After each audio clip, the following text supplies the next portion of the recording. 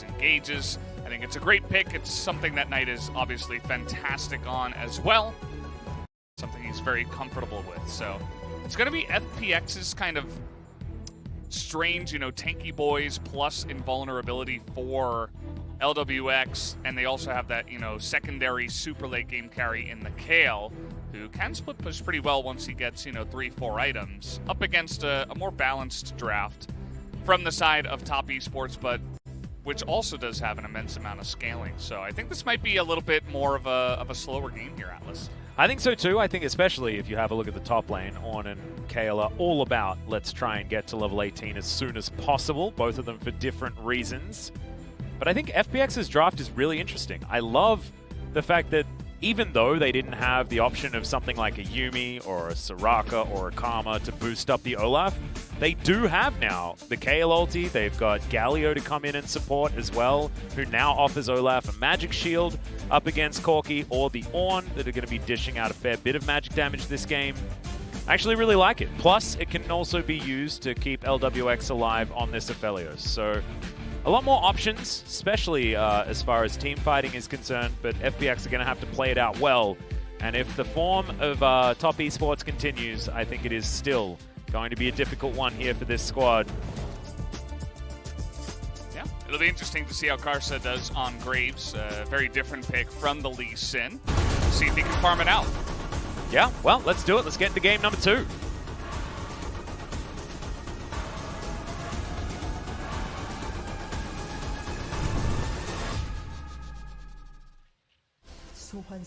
All right, for you FPX fans out there, I've got a stat for you. Knight, the only champion that he's lost on so far this tournament was Corki. So there you go. So you're saying there's a chance. Yep. There it is. Well, I don't know. I think that Corki is really going to get obnoxious once this game comes along, because the hard engage from FPX is great. You get the Nautilus in there, you get the Olaf running at you, you follow up with the Galio, and you try to fight front to back with Kayle and Aphelios filling in from behind, doing the damage.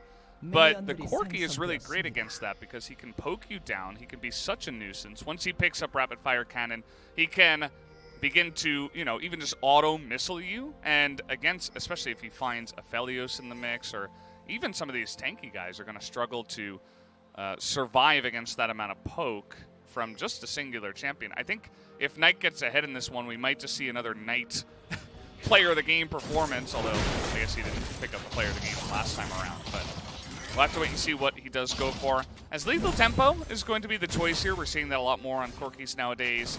No more fleet footwork. That rune feels kind of underpowered nowadays compared to some other runes. Players have kind of moved away from it.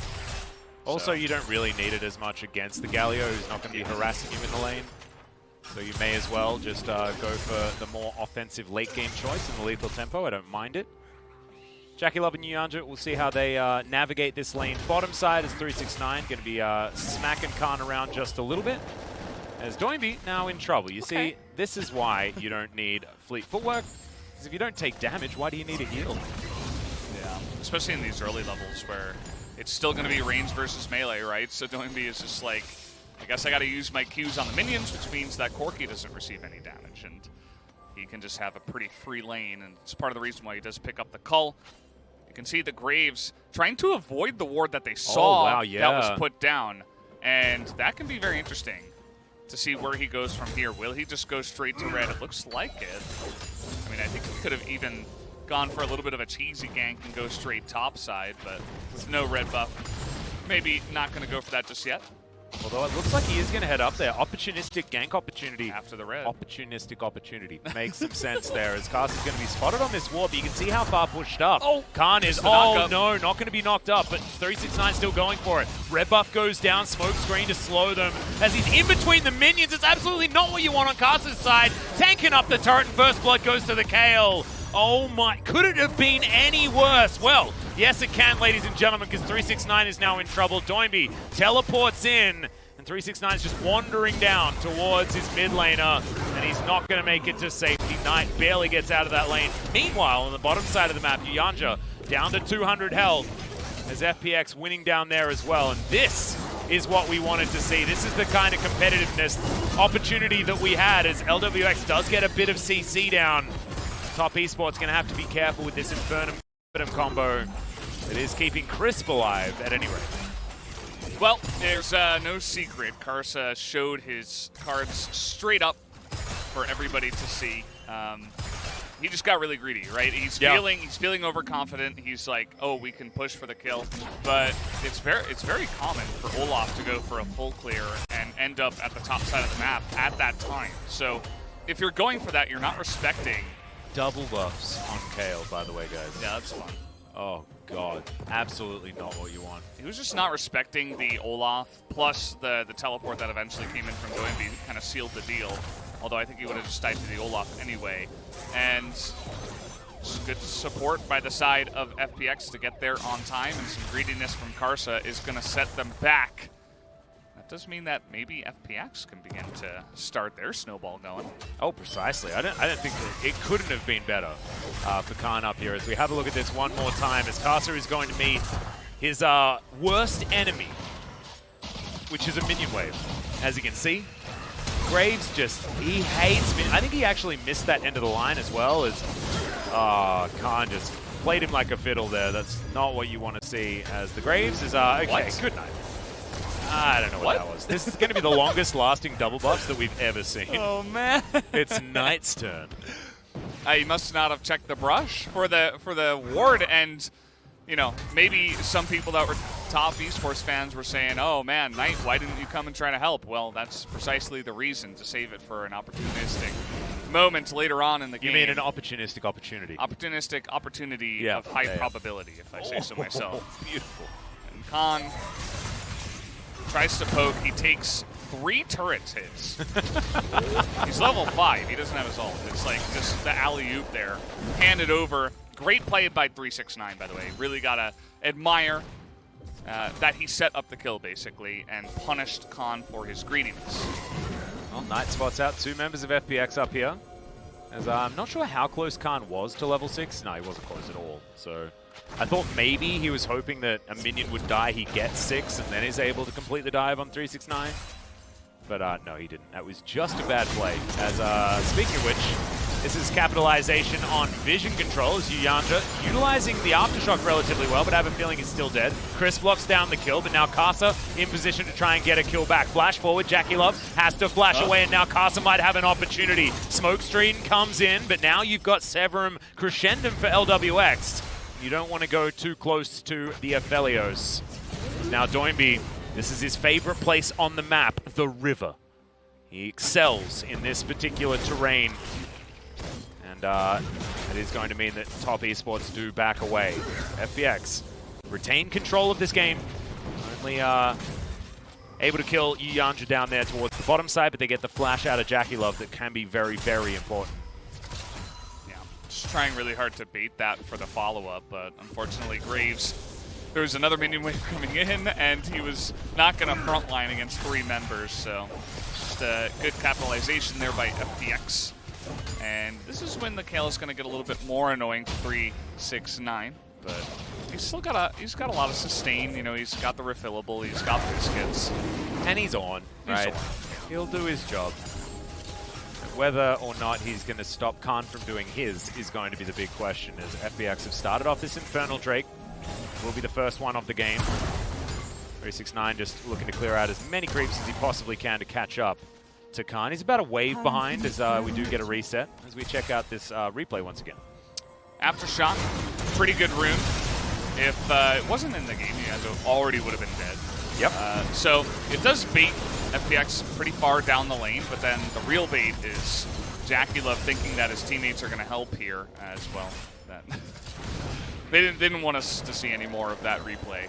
Yeah, that was strange. It was like, oh, there's action, but it was Knight clearing out a minion wave. There wasn't really anything else going on, but yeah, it was pretty much just, you don't want to face check, first of all, and JackeyLove losing his flash being the most important things, but top esports, you know, they love to scale with this kind of a team comp. They've got double cull already on the side of their 2 carries.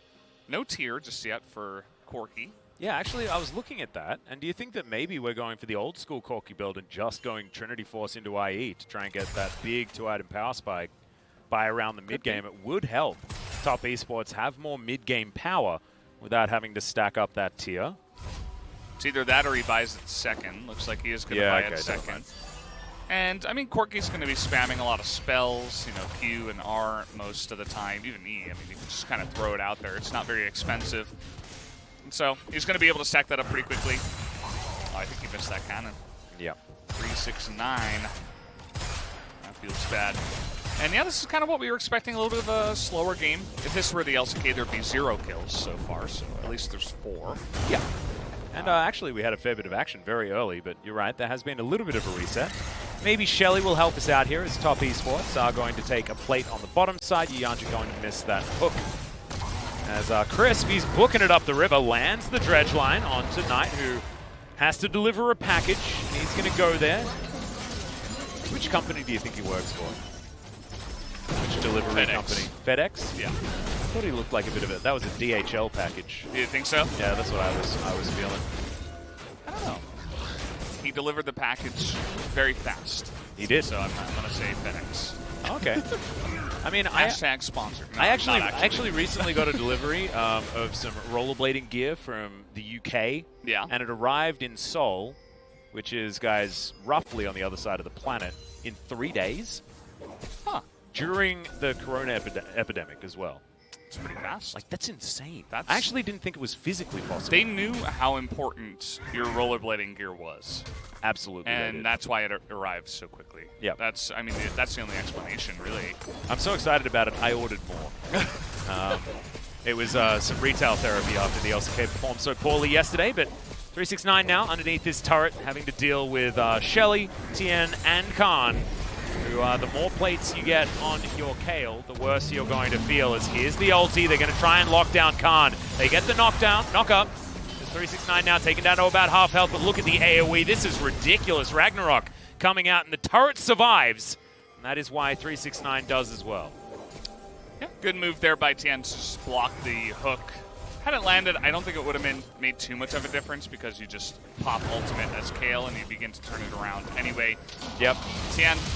He doesn't have Ragnarok anyway. Yeah, he's going to flash over to the other side, looking for Crisp, and he does stand there with the backup. Karsa taking a fair bit of damage now as we've got the ulti from Khan lying in wait, so anyone who's going to be tanking this is going to be saved. Tian is going to be chosen as 369 moves on back. The turret falls down though. Now Knight comes in to try and save the day, but Khan's flashing up 369. It's a great knock-up, but I don't know whether they have enough. The taunt's in, and there's another kill for the Kayle. Make it a double, and now Knight gets the double with the force bomb. Could this just be? It is looking like a triple kill at least. Is that him? As now Doinb has to run. There we go. But Khan, he splits over to the other side and denies the quadra. He literally is the hard carry of this team. Like, does top need anyone else other than Knight? Well, we're yet to find out, but we'll see. 4-0-0, all of the kills for his team. Yeah, and the funny thing about that play is it's not Knight, you know, being good. Nice white flag, by the way, there from JackeyLove. It's not Knight pulling off this incredible mechanical skill, you know, just outplaying his opponents. FPX were like, we've got 5 members here. We should be able to kill this Corki, right? But then the AoE damage in their face just caught them really off guard, and now Knight is 4-0. So a play that started as amazing for FPX, where they get the turret, they get a bunch of kills, they get all the plates. They could have just backed away, but that's not the way of FPX. Great timing on the Kayle ultimate there to save Tian's life. And 369, he's desperately trying to frontline, you can see here. Looks kind of silly, but I feel like Knight's completely untouched. Yeah, it ends up doing a good job. They know they can't land or lock down Knight, so they're desperate. They're like, we have to lock him down because we can't back away because we're an LPL team. And they get punished for it. I mean, now Knight, he's got that Muramana, well, man immune for now. I don't even think you can say that they're an LPL team. I think it's just their FPX. FPX never says no to a fight. The worst kind of LPL team. Yeah, or maybe the best kind. Maybe the best. I think it's definitely the most entertaining. The best Khan's and the going to make worst. his way in, as he has certainly been reveling in this more high-octane gameplay. We all know Khan for being a rambunctious gentleman. and that has not discontinued. Knight has about 1,000 gold on the next highest on the map. Now this red buff looking to be contested. I'm going to move on in, not going to find the rocket to lock down the Brambleback. And goodbye minion wave, as the Lwx will take a turret shot. But he's got some shielding there from his Severum from earlier as the white flag is up. Yeah. It's like, please, I'm all alone. My support's been in the top lane for 5 minutes now. That's actually one of my favorite emotes in the game. It's so good. Underrated. It's really underrated. Although the Jin Air emote is the best. That's one that I have. Yeah. It's like when you go in and fail your Lee Sin combo. Yeah, I just make sure to flash it on the haters. They don't know. They don't know what it means. Yeah. It's great because it's just Jin Air, you know. It doesn't represent a sad plane or a glad plane. Yeah. It could be either. It's just so versatile. Well, Knight is, you know, he's a Corki, so the 4 kills aren't going to amount to him, you know, chunking people down. You know, it's not a Syndra, right? He still needs 2-3 items here, so. I think it just means that at 20 minutes, exactly, he becomes even more of a big deal, right? There's that big one starting to look like it's still a problem. That's the longest hook in history. We're going fishing. Yeah, that was a big one. That was a big one. That's like a bluefin tuna, you know? You have to spend a lot of time following that fish on your boat if you want to ever bring it up. And also you have to have a permit, guys. You can't just go out and fish for bluefin tuna. That's why they're so expensive. You can only fish a certain amount in the year. Yep. We are all about conservation here. Want to make sure that we keep our waters stocked so that we don't make everything go extinct. Sponsor a shark, guys. We need sharks. Yes. Please. I don't know whether you can sponsor one, but if you could, probably. I would. Knight here is thinking about picking up the package, and he is going to pick that up right now, even though there's no big objective. I mean, Shirley isn't going to do much for either team. There's no Drake on the map here. Both of them have been taken by FPX already. It is Cloud Soul, by the way. Yeah. And it's not exactly the greatest of souls. However, Knight will be able to proc the movement speed about as much as he wants to with his ultimate. So that certainly does help. Not the greatest for JackeyLove, but after a bullet time, you can reposition well as Depth Charge comes in onto JackeyLove. He is going to knock up his support, but 369 comes in crisp. Dredge lines himself to relative safety, but I don't know whether it's going to be enough. Knockup comes down, Bellows Breath to make him brittle, and beautiful interrupt as Knight delivers a package to Crisp and says, look at how quickly DHL gets these things here to you. It's not true at all. I think FedEx will be absolutely fine also. Probably. I don't know about Amazon's delivery system or anything like that. Haven't used much of it, but I'm sure they're also great. We're unbiased when it comes to deliveries, although I don't know where the Knight is because he is the man with the big package, and you are the man that coined big package for the world.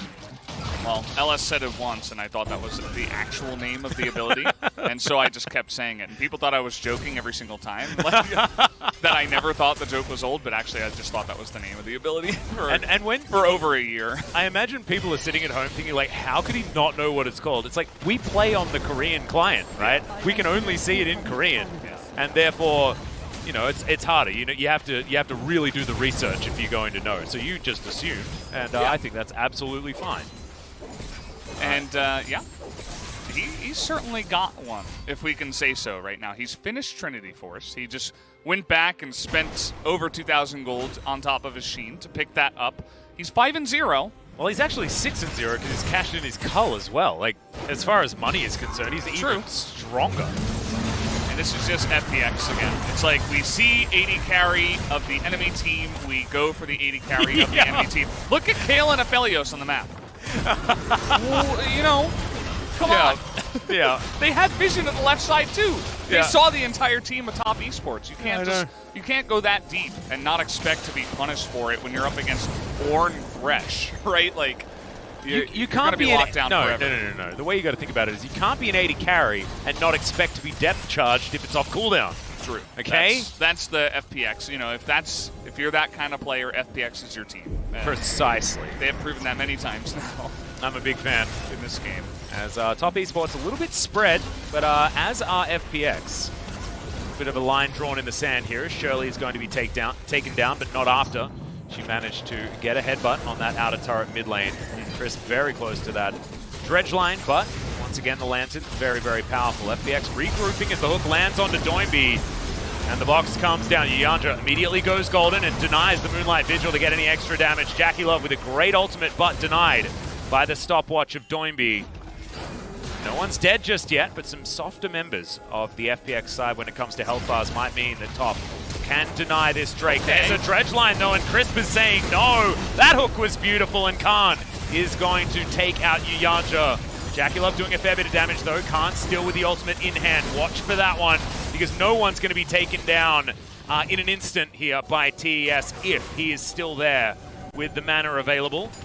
Doesn't have a lot of it, but still has at least enough for that. Now, Soul Point being threatened by FPX this time around.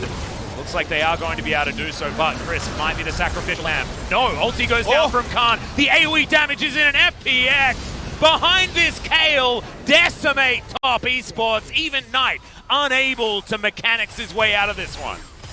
Oh man, that was just such a big taunt flash, or flash taunt, I guess, from the Galio on that one. He got on top of the Corki. And you can see what Top Esports were trying to do. They were saying, okay, they're split up. Maybe we can catch one of them and, you know, just back away if they went a little bit too deep. But it all starts, you know, Top Esports, they say, hey, we got the follow-up engage here with the Ornn, but stopwatch, a great item.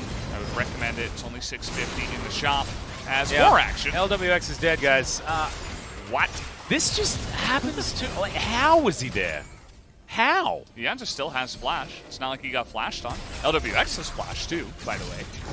JackeyLove has a backdoor bonus turret that he's taking down. Does sacrifice half of his health bar, but he's under no threat right now. But as you can see, 2,000 gold is the lead here for Top Esports. FPX with only a Cloud Soul available, so not exactly the biggest value here for Top Esports to fret about. But let's have a look at this teamfight once again. This is the biggest problem. It's just that FPX's composition teamfights so well. This is the rest of the story of what happened earlier. Great play by Chris. Had to burn a splash for it, and then you can see what Top Esports are doing. They're saying, okay, 3 people are on the Drake. Maybe we can catch one person off. But Kayle, you know, that invulnerability is really good. And Galio is able to get in there and lock down with the taunt, a couple of those damage dealers. As Lwx, I mean, this is really dumb. What okay? the hell is he doing? You don't do this. You can't be that far down the lane. He doesn't have any vision on the left side at all. Yeah. Well, we're fighting again. Every time we get a replay, it has to be a fight, as that heroic entrance was fantastic. The double taunt to follow up, but knockup comes through from 369. The bottom lane have already been taken down. 369 considering still fighting, but another taunt through from Doinb. 369 now going to have to try and get the heck out of there. Doesn't have flash, remember, and there's 4 members, so Lwx easily grabs that kill. Remember, guys, Lwx also managed to get the shutdown onto Knight, so he is very, very, very rich. Oh, actually, you know. Was it Lwx? I thought it was Kayle. Oh, I thought I saw the 700 go up on his head. Never mind. Probably was Kayle because he has 2,000 more gold, so I think you might be right. And, yeah, I mean, turrets are not going to save you from this comp, right? You got to respect the ability of Nautilus Galio to engage on you, and that they did not. Yeah. As was very clear in that replay. You know, Corki was nowhere to be found. I think he was doing the red buff at the time, so not exactly his fault. You got to respect the engage. And Khan is a Rage Blade away from having the optimal items for this Kayle. He is very, very scary. With 58 CS advantage at the moment. And as you see, a 500 gold bounty, 6, 1, and 4. This is the Khan that we were expecting to turn up here in this series, because it's what he did to Top Esports the first time they met on day 1. Right, popping on over here does have the package ready to be delivered. Just needs to get some addresses, I think, now, and find some signatures. Hasn't been told that he can just leave it at the door or anything like that, so needs to make sure that he's doing it by the book. Karsa moves on up, 369 here with the Krugs. And he's going to be gifted over some of that money, obviously, looking for his Abyssal Mask. Wants it as soon as possible. But yeah, Knight is very, very strong. So that is the good news here for Top. It is only a 2,000 gold lead, 2.5. You want to be pedantic. Get it right. Yeah, sorry, Valdes. I apologize. I know you're used to me being so succinct with everything that I say. Exactly. But no, Khan is the problem on the side of FPX, though, and I just think that Kayle, in a late game scenario, when he's had an early game this good, I think that Kayle, she's just too strong.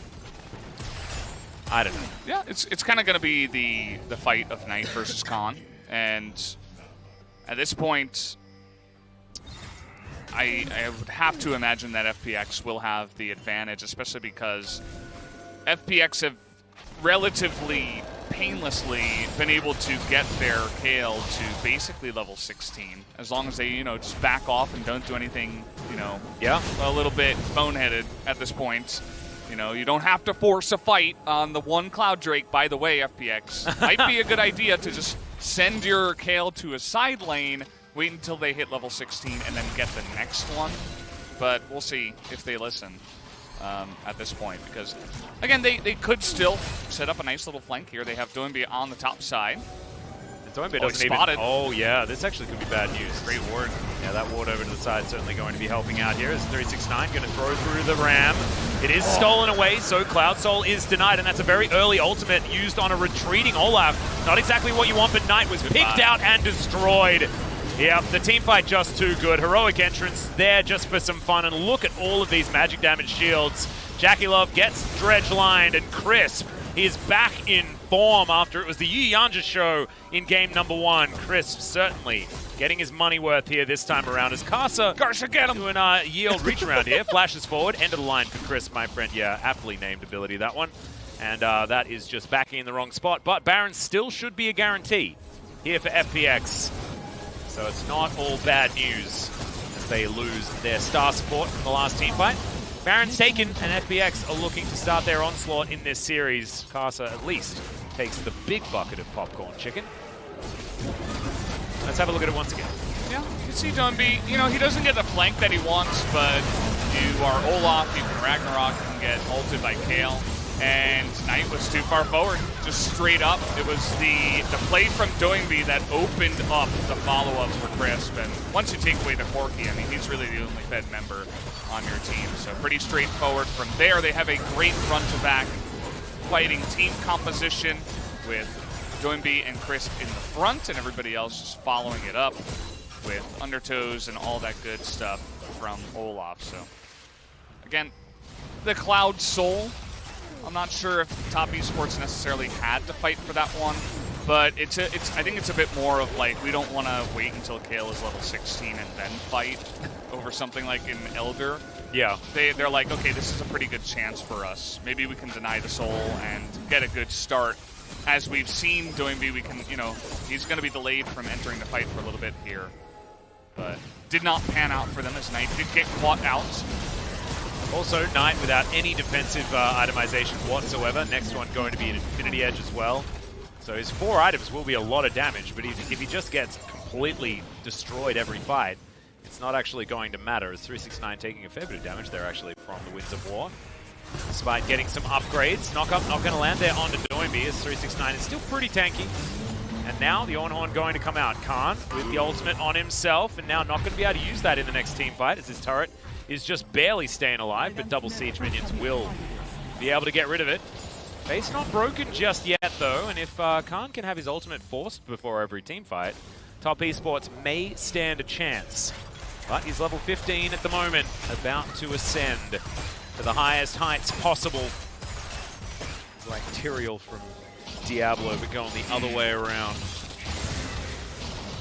Yeah, I don't play much Diablo, but I see what you're saying. I like throwing down pop culture references for you to not understand. It's my favorite thing to do. Do other games count as pop culture references? I guess they do. Yeah, of course. As long as they're like popular games, right? Because that's where the pop comes in, right? I mean, that also comes in like soda. True. And no, we don't call it pop from where I'm from. No, I don't call it pop either. That's actually the name of your grandpa. Yes. Yeah, that makes more sense to me. But yeah, we've kind of slowed down from here. After that fight, you can see that Knight is a little bit more abated. He's not going to be frontlining anymore, although he did almost kill the Kayle. Yeah, but he has the Trinity Fusion now as well, so doing a fair bit of damage. By the next time they fight, Khan is going to be level 16. Knight is already level 16. Oh, he's 16 Khan gets now. it now. And that's so many wings. Oh, they might look for the play here. Fail on the knockup. They're trying to bait him in, you can see, but it's not going to pan out. Yep. A very scary prospect. Even 1 versus 3, I would be a little bit frightened. Especially with the items that he has picked up for himself. 600 gold bounty on his head as well, so you can see why he is a juicy target as Knight picks up a package. He's done so many deliveries here today, but none of them really paying off. Top Esports certainly struggling in the hands of FPX. It's not quite a 6,000 gold lead yet. Maybe just alt LWX in the mid lane. Yeah. They have really good vision control, actually. Look at this. There's no vision for FPX. And oh, here you go. Yeah, package delivered. Khan is going to ult. Knight says that he does not care. And maybe he has to, as it is going to be a 1-for-1. Doinb comes in with the ultimate, and I don't know why Knight completely disrespected the Kayle damage when she was invulnerable, but he 100% did. Still, that money is taken, and Crisp is Syuyanjia also going to die. So not worth in any way, shape, or form. As FPX now going to grab themselves a very simple Cloud Soul, and I think this is the beginning of the end. I was saying a lot of things like, yeah, but what if this, what if this? Yeah, no, what if nothing at the moment. I think it's looking like the game's pretty over, and FPX is looking to even out this series. Yeah, they're going to pick up the Cloud Soul here, and it's going to be great for their follow-up engage. Yep, there's just no vision here, so pretty straightforward, but you'll take a look at how long the invulnerability lasts on the Kayle at this point. I think Knight was almost not even expecting it because he's like, wait, are you still invulnerable here? And yeah. So even though Knight does an incredible amount of damage, it doesn't matter if you can't land the damage. And yeah, I mean, there you do go. He baits in his Thresh at the same time, as the follow-up from Galio is always going to be swift, as well as Crisp, who gets there on time. I mean, Brennan, he does have 4 items now. The Infinity Edge has been completed, and now QSS is done as well. Can get out of things like that pesky taunt and something like that. Not a lot of other usefulness for it, though. That's nice. A free Ragnarok here. Very free. I don't even know whether that was entirely necessary. Is ow. Yeah, he thought he was going to get hooked, and if he did get hooked, I think, you know, he might have been able to be burst down or at least be forced to flash, and so instead of that, he just pops Ragnarok, but he didn't even get hooked, so yeah, it was kind of unfortunate that it was a bit of a waste there, but it's a very low cooldown, and with Cloud Soul, I mean, it's already halfway back, so it's not the biggest deal. He'll have it for the next fight, unless Top Esports wanted to really just force the Baron right away. They do have a hell of a lot of damage. Yeah, it's insane what they have, especially with Graves in the jungle alongside of 280 carries. So they're not going to do it just yet. We'll back away. The split push from Khan is pretty scary at this point. He's going to eat through that turret in no time at all. Now with the Banshee's Veil completed also for that extra safety. And now FPX, they move over to the Baron with Khan on the bottom side, teleported to ready. It's exactly the kind of map play that you want and what we should expect out of our 2019 World Champions. Back goes Knight. He's the one that's going to try and stop Khan. And the Baron once again restarted. Knight has his teleport as well as Doinb. He's making his way in. Top Esports can get rid of these wards, but now Doinb diving in just to buy some time for his team as now the Baron goes down. It is taken by FPX, but can the ensuing fight be won by them as well, as the Galio does go golden, and he's going to flash immediately to get out of this one, and his health bar just keeps repairing itself. Meanwhile, bottom side of the map, you can see Khan getting aggressive onto Knight.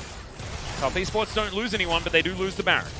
Yeah, they had no real way to get over the wall. Other compositions might have been able to, you know, get a Lee Sin over the wall, or Graves can dash over the wall and do some damage. So Top Esports were actually using that Baron wall really well. As the fight for the blue will be won by the Corki.